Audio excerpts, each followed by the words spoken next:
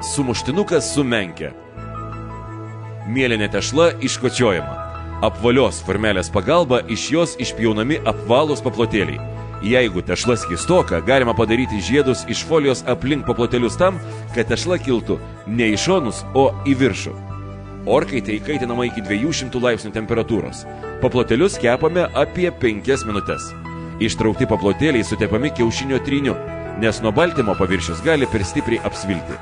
Paplotėliai apibarstomi sezamo arba moliūgo sėklomis. Kai pyragėliai iškyla ir apskrunda, ištraukiame juos iš orkaitės. Iš žuvies filė išpjaunami 4 skritulėliai, tokio pat dydžio kaip ir paplotėliai. Jie apibarstomi prieskoniais ir dedami tarp 2 sviestinio popieriaus lapelių.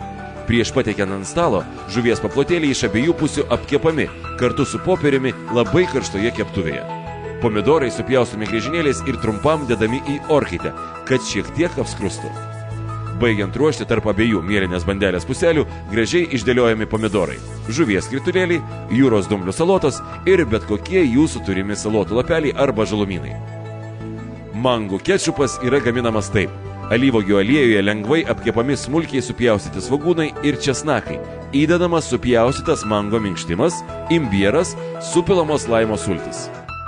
Kai mango suminkštėja, įdedame likusius produktus. Viskas trumpai patroškinama, o vėliau sutrinama smulkintuvu, gauta masė pertrinama per sietelį. Šį padažą galima patiekti tiek karštą, tiek ir šaltą. Gruzdintos bulvytės gaminamos taip. Bulvės nulupamos ir supjaustamos plonomis lazdelėmis. Užviriname vandenį ir jį lengvai pasūdame. Į verdantį vandenį sudedamos bulvių lazdelės. Jas verdame tol, kol lazdelės bus beveik išvirusios. Tada jas nukošime ir nusausiname rankšluosčiu ar popierinėmis servetėlėmis.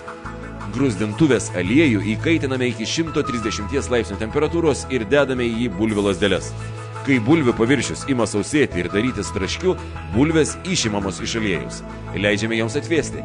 Prieš pateikiant ant stalo, bulvės kepamos antrą kartą, tol, kol jos pasidengs gražia auksinė plutele. Taip pat galima jas apibarstyti trupučiu smulkintos žalumos arba lengvai apipurkšti grybų marinatu.